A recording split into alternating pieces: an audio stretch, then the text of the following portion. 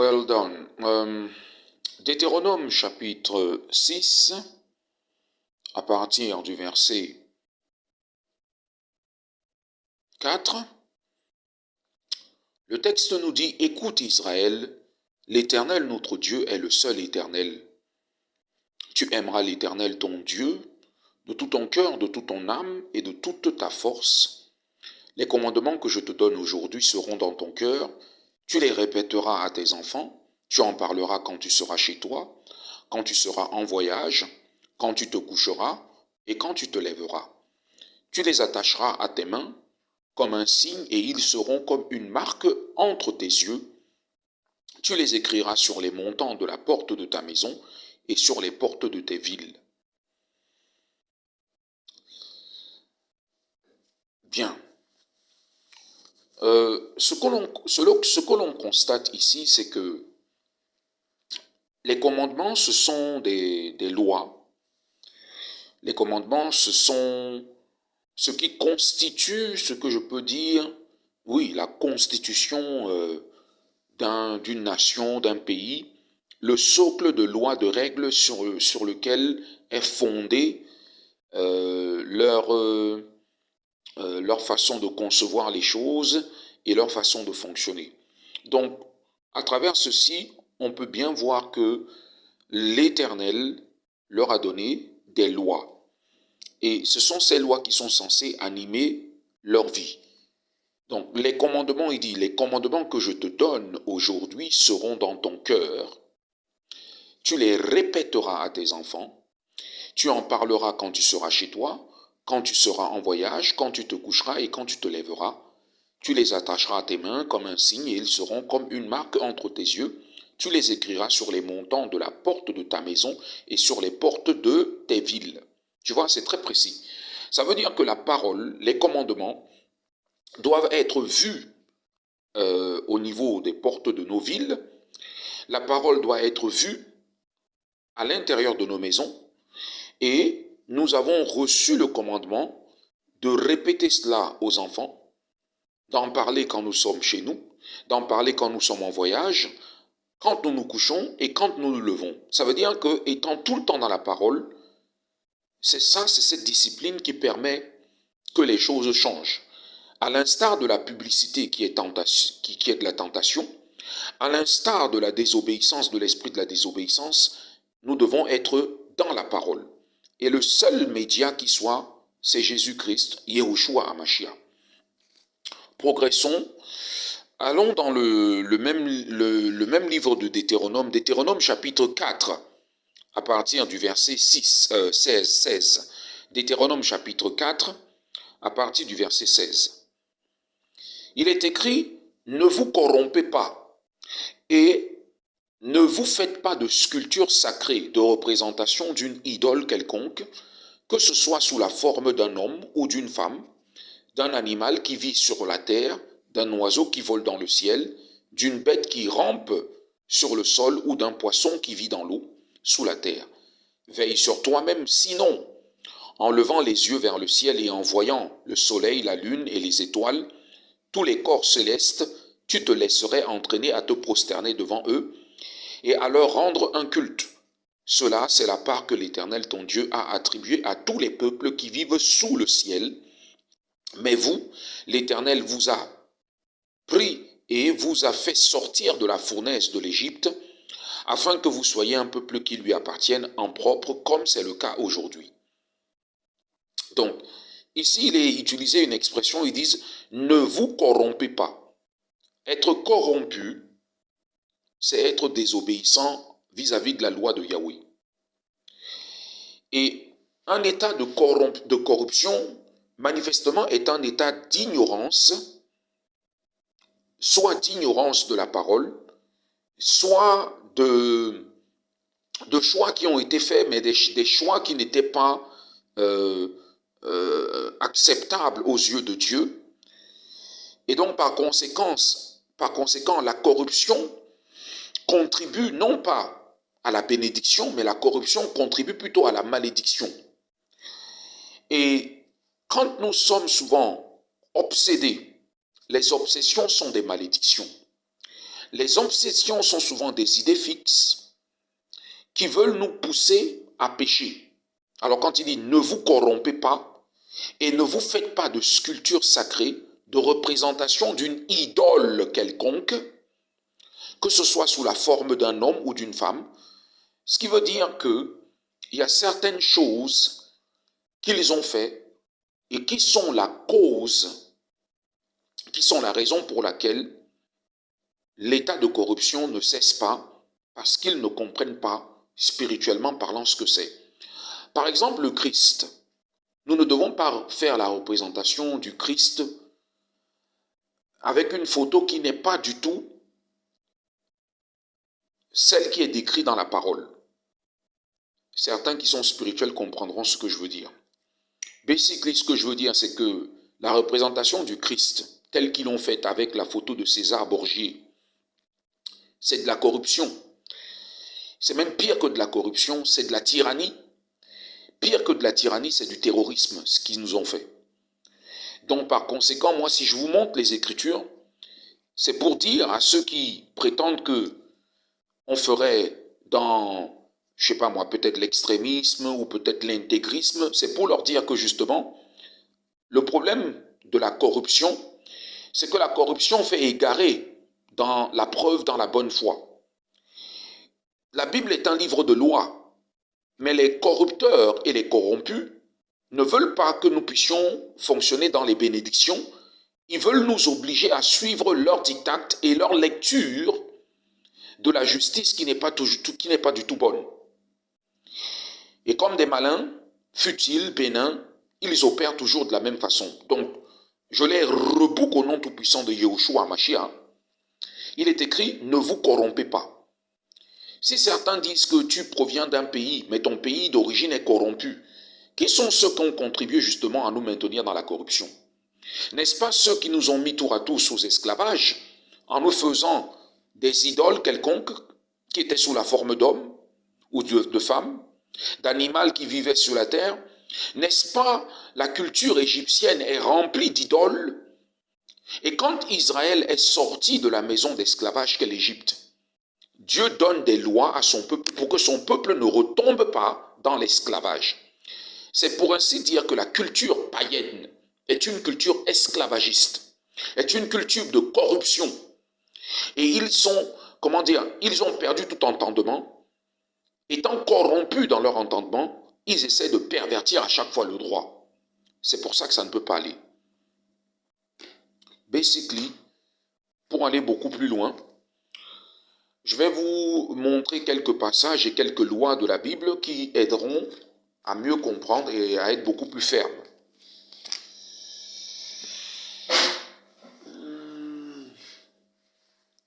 L'une des lois que Yahweh avait données à son peuple, justement contre la corruption, la voici. Deutéronome chapitre 23, verset 18. Il n'y aura aucune prostituée parmi les filles d'Israël, ni aucun prostitué parmi les fils d'Israël. Dans le monde, vous entendez souvent des gens sortir des âneries en disant que la prostitution serait le plus vieux métier du monde. Non, ce n'est pas vrai. Aux yeux de l'Éternel, aux yeux de Yahweh, la prostitution est une abomination. La prostitution, ce n'est pas un métier, c'est un crime, c'est un péché, une transgression, et par conséquent, c'est la prescription, c'est l'ordonnance, c'est le commandement auquel nous devons obéir, c'est-à-dire nous ne devons pas transgresser. Voilà. Pourquoi je vous montre ceci? Je vous montre ceci parce que beaucoup de personnes s'imaginent que parce qu'ils sont, entre parenthèses, chrétiens, donc ils ne sont plus sous la loi. Être chrétien ne veut pas dire être pécheur. Jésus-Christ ne nous a pas dit qu'il était venu pour abolir la loi, mais pour accomplir la loi, c'est-à-dire la pratiquer.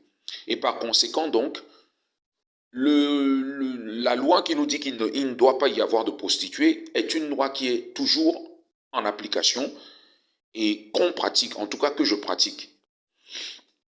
Voilà que je commence à perdre ce que je voulais dire. Non. Oui. Donc, le fait donc de désobéir à cette loi, c'est ce qu'on appelle la corruption. Donc, quand un pays est rempli de ce genre de pratiques, on comprend très facilement pourquoi il ne se développe pas, puisque la désobéissance à la loi de Yahweh, c'est ça qui maintient dans la malédiction. Alors, si on ne veut plus de malédiction, il faut se conformer à la loi de Yahweh. Nombre chapitre 15, verset 15. Nombre chapitre 15, verset 15. Le texte nous dit, « Il y aura une seule prescription pour toute l'assemblée, pour vous et pour l'étranger en séjour parmi vous. Ce sera une prescription perpétuelle au fil des générations. Devant l'Éternel, l'étranger sera traité comme vous. Il y aura une seule loi et une seule règle pour vous et pour l'étranger en séjour parmi vous. » À la lecture de ce passage, nous voyons bien que Yahweh n'est pas du tout raciste. Quand il donne une loi, sa loi, elle est pour les Israélites et pour les étrangers au milieu de son peuple. Qui veut dire que quoi? Qui veut dire qu'il est un Dieu juste et ce qui l'intéresse, c'est la stricte application de ses lois et de ses commandements. Donc, tous ceux qui veulent essayer de nous diviser, tous ceux qui veulent essayer de nous dominer, ils ne réussiront pas. Et à travers ceci, je les avertis pour leur dire que ne pensez pas que nous sommes ignorants, nous ne sommes pas ignorants. Le nationalisme n'a aucune emprise sur nous. Ce n'est pas parce que, par exemple, que tu vis sur la terre, entre parenthèses, d'Israël, que tu serais supérieur à d'autres. Hein? Et le fait d'être un étranger ne veut pas dire que tu es dispensé d'obéir au commandement. Si tu dis que tu crois en Jésus-Christ, eh bien, tu dois obéir au commandement. Et donc, par conséquent, toute nation qui confesse Jésus ou Yahushua HaMashiach comme étant Seigneur, cette nation n'est pas dispensée d'obéir au commandement, c'est-à-dire que la prostitution est une honte et s'ils pratiquent ce qui est contraire à la loi de Yahweh, ça veut dire que dans le fond, ils sont hypocrites et qu'ils ne marchent pas dans la vérité.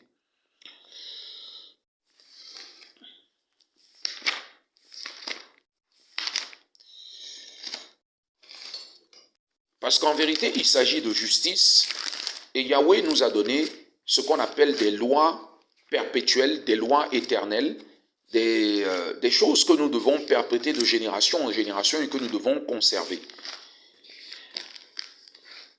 Psaume 119, verset 142. Ta justice est une justice éternelle et ta loi est la vérité. Tu vois? Ta justice est une justice éternelle et ta loi est la vérité. Il ne s'agit pas de mensonge, il s'agit de vérité. Il ne s'agit pas de corruption, il s'agit de vérité. Il ne s'agit pas des choses éphémères, mais il s'agit des choses éternelles. Comme cette loi qui dit qu'il y aura une seule prescription pour toute l'assemblée, pour vous et pour l'étranger en séjour parmi vous. Ce sera une prescription perpétuelle au fil des générations devant l'Éternel. L'étranger sera traité comme vous. Il y aura une seule loi et une seule règle pour vous et pour l'étranger en séjour parmi vous. Donc, les histoires de nationalistes, les histoires d'extrémistes, toutes les choses qui essaient de diviser les croyants, ça doit cesser. Parce que Yahweh a donné une loi et cette loi, elle est pour tous ceux qui croient en son Fils. C'est-à-dire, Jésus a dit, celui qui m'a vu a vu mon Père. Moi et mon Père, nous ne sommes qu'un. Ça veut dire qu'il n'est pas divisé. Tu ne peux pas aimer un père et haïr son fils, et tu ne peux pas aimer un fils et haïr son père. Celui qui dit qu'il aime Jésus, mais qui déteste le père de Jésus ou le père de Yahushua HaMashiach est un menteur. Bon, basically, ce que je veux dire, celui qui pervertit la loi et qui fait des images en pierre taillée, des idoles, qui fait passer par exemple la photo de César Borgia pour le Christ, est un menteur. Et c'est ce que les esclavagistes ont fait. Voyons ce qu'est la saine doctrine. La saine doctrine, allons dans le livre de Timothée. Livre de Timothée, Timothée chapitre 1, à partir du verset 5. Le but de ces instructions, c'est un amour qui provient d'un cœur pur, d'une bonne conscience et d'une foi sincère. Certains se sont écartés de cette ligne et se sont égarés dans des discours creux. Ils veulent être des professeurs de la loi, mais ils ne comprennent rien à ce qu'ils disent, ni à ce qu'ils affirment avec assurance. Nous savons que la loi est bonne, pourvu qu'on en fasse un usage légitime. Vous voyez, il est écrit, nous savons que la loi est bonne, pourvu qu'on en fasse un usage légitime. Donc maintenant, c'est l'usage qui a été fait. Et comment l'ont-ils pratiqué? Est-ce qu'ils l'ont perverti? Est-ce qu'ils l'ont bien compris? Est-ce qu'ils ont véritablement fait ce que Jésus les avait prescrit de faire? Non. En sachant bien qu'elle n'est pas faite pour les justes, mais pour les malfaiteurs et les rebelles, les impies et les pécheurs, les sacrilèges et les profanateurs, ceux qui tueraient père et mère, les meurtriers, ceux qui vivent dans l'immoralité sexuelle, les homosexuels, les trafiquants d'esclaves, tu vois, les trafiquants d'esclaves, donc ceux qui pervertissent la loi, ceux qui pervertissent la prescription, le commandement, les ordonnances de Dieu, ceux qui nous corrompent, vont élever les enfants, mais pas exactement comme Yahweh l'a prescrit. Ils vont faire tomber les gens dans l'idolâtrisme en mettant des icônes qui représentent je ne sais quoi. Et les gens vont être dans la confusion parce que quand ils vont regarder à ces images, ils vont se dire comme des gens simplets qui ne connaissent pas la loi que ah ben c'est le Christ, alors que non. Parce que regardez, il dit bien ici, ceux qui vivent dans les trafiquants d'esclaves, les esclavagistes, les menteurs, les parjures et tout ce qui est contraire à la saine doctrine. Donc il y a une doctrine qui est saine. Et dans le Moyen-Âge ou bien longtemps avant, je suis désolé, moi je ne suis pas catholique et je n'accepte pas du tout la doctrine catholique parce que pour moi elle n'est pas saine du tout. Ils ont participé à l'esclavagisme et quand tu vas même dans des églises catholiques, que tu regardes tout ce qui est mis, ce n'est que de l'idolâtrisme et par conséquent pour moi, ce n'est pas conforme à la parole de Dieu. Donc je ne peux pas accepter, même si, enfin bref, s'ils ont leurs arguments, qu'ils apportent leurs arguments, c'est le même livre qu'on partage, on verra qui a raison ou qui a tort. Cela étant, moi je ne veux pas polémiquer, je veux simplement dire qu'il s'agit de justice éternelle et par conséquent la saine doctrine ne peut pas être changée. Ceux qui voudraient faire croire que Yahweh serait pour l'esclavage, non, Yahweh est contre l'esclavage et contre tous les esclavagistes. Qu'ils soient égyptiens, qu'ils soient européens, qu'ils soient asiatiques, quels qu'ils soient, Yahweh est contre l'esclavage.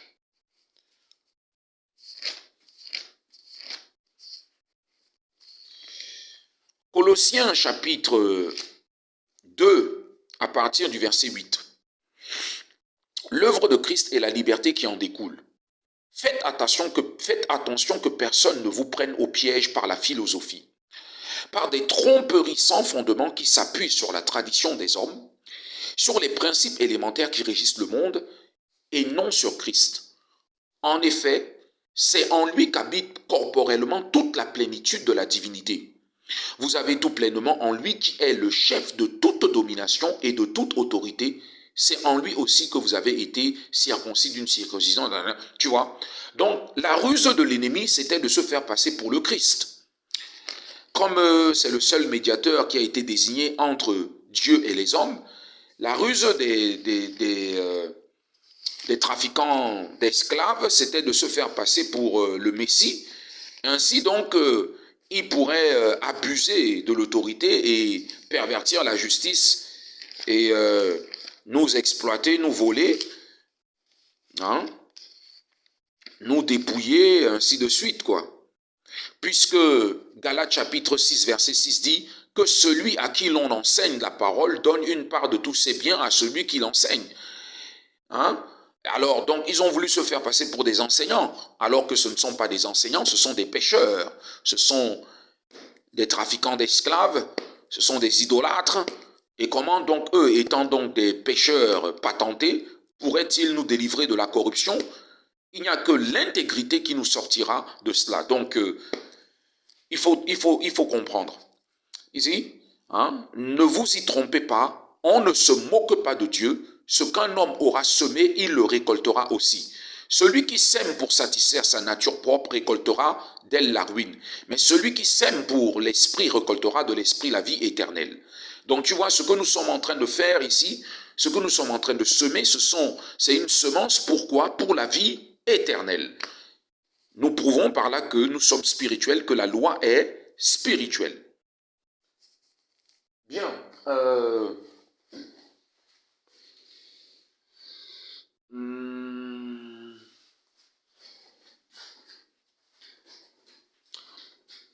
Romains chapitre 7, verset 14. We know that the law is spiritual. We know that the law is spiritual. Nous savons en effet que la loi est spirituelle. Donc c'est un livre de loi. Pourquoi je dis que c'est un livre de loi? Regarde.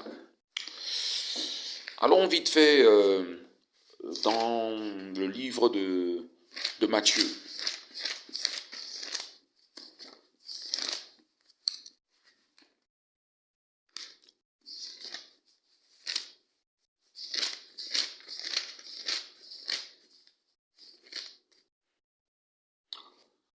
Matthieu chapitre 5, à partir du verset 17.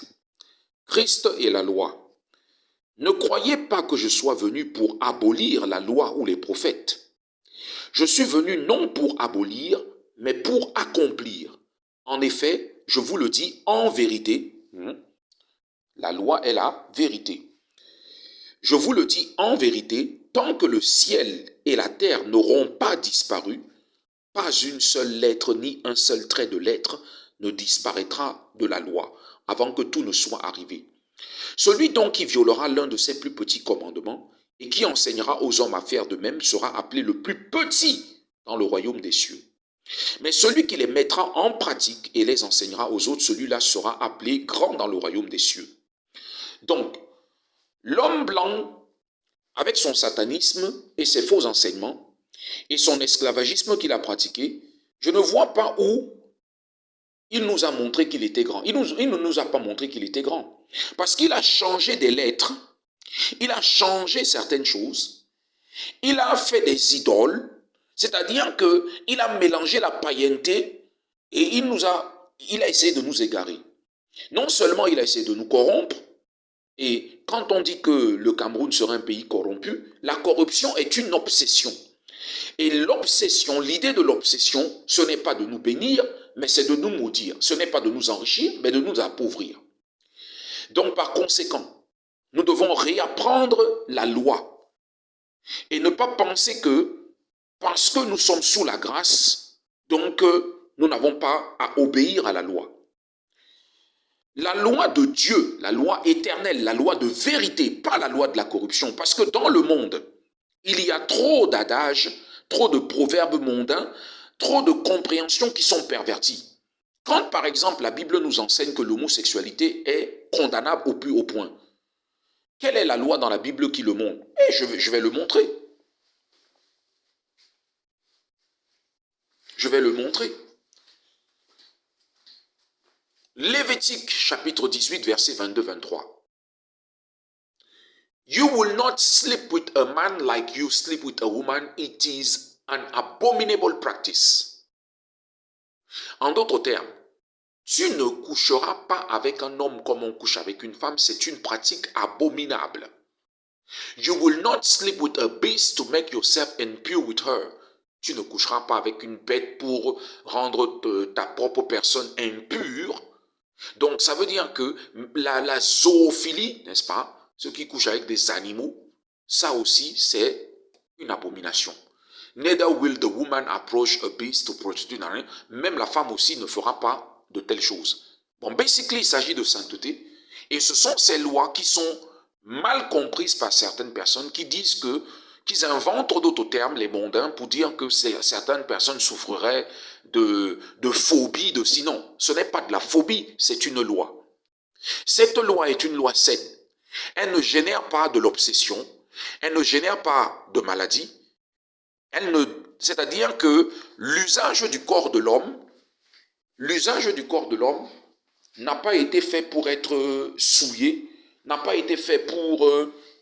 c'est-à-dire que les enseignements nous apprennent que ne savez-vous pas que vous êtes le temple du Saint-Esprit, et par conséquent, si nous sommes le temple du Saint-Esprit, nous devons donc fonctionner avec les paroles du Saint-Esprit et conserver notre temple saint.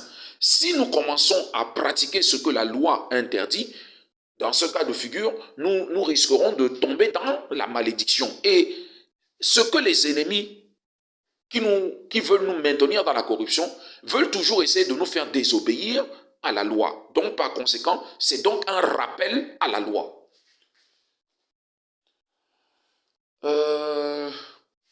C'est comme si je suis en train de dire que tous les lieux de débauche, là, il faut que ça ferme, c'est tout. Souvent, tu entends les gens disent ah, moi, c'est moi qui porte le pantalon. Hein. Non, moi, c'est l'homme qui porte le pantalon. Pourquoi les gens disent ça? Eh bien, je vais te dire pourquoi les gens disent ça. Deutéronome chapitre 22, verset 5. A woman shall not wear a man's garment, and a man shall not wear a woman's garment. For he who does this abhor Yahweh your God. Si je traduis, une femme ne portera pas un vêtement d'homme et un homme ne portera pas des vêtements de femme parce que celui qui fait cela est en horreur à Yahweh ton Dieu. Basically, dans la Bible, il y a une tenue, il y a une façon de s'habiller, il y a une façon de se tenir. Donc, quand les gens ne sont pas accoutumés à ces lois-ci, ils ne peuvent pas comprendre.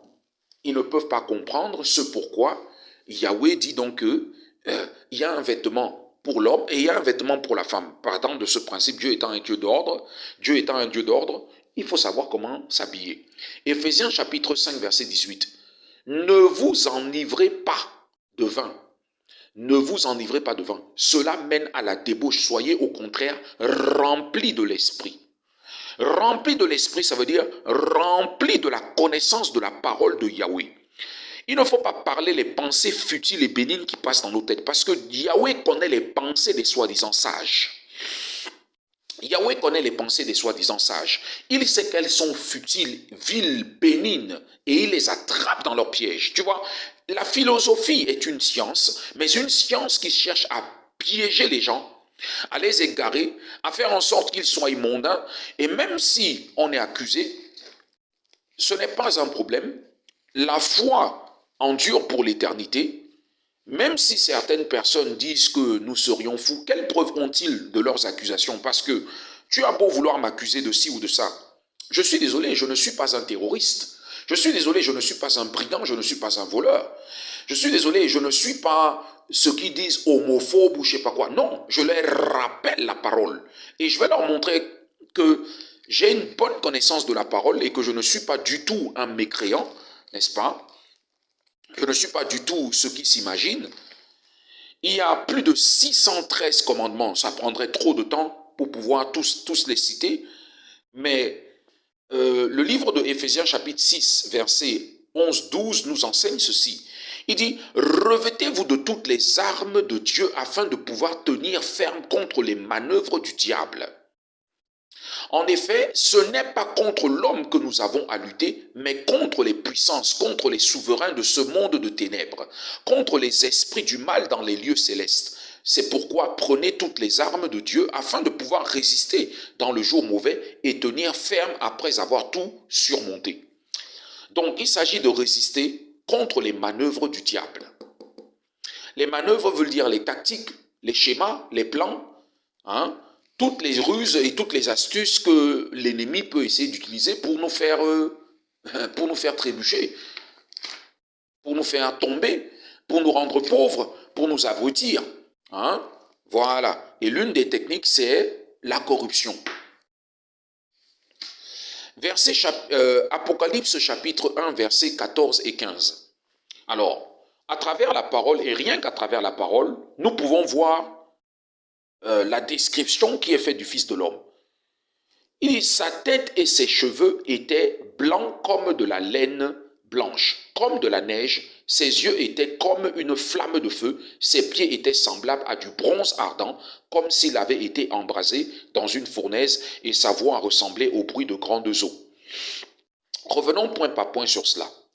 Sa tête, généralement, sur ton cou, tu as ta tête. Hein? Et ses cheveux étaient blancs comme de la laine. Alors, tous les hommes, quand ils vieillissent, généralement, ils commencent à avoir des cheveux blancs. Mais ici, il dit blanc comme de la laine. La laine, qui sont ceux qui ont des cheveux comme de la laine? Ah, vous comprenez, les black man.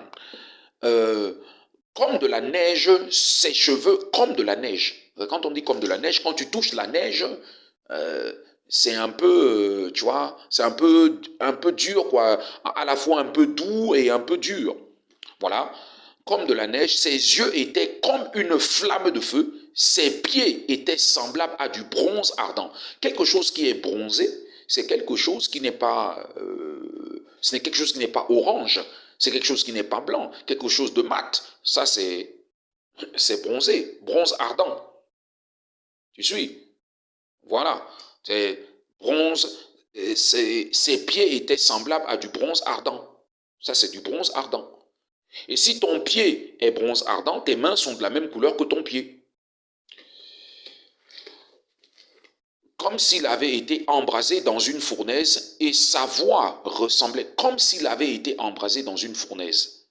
Une fournaise, voici ce qu'on appelle d'une certaine façon un four. Tu vois? Alors quand on dit une fournaise, c'est quelque chose de plus costaud que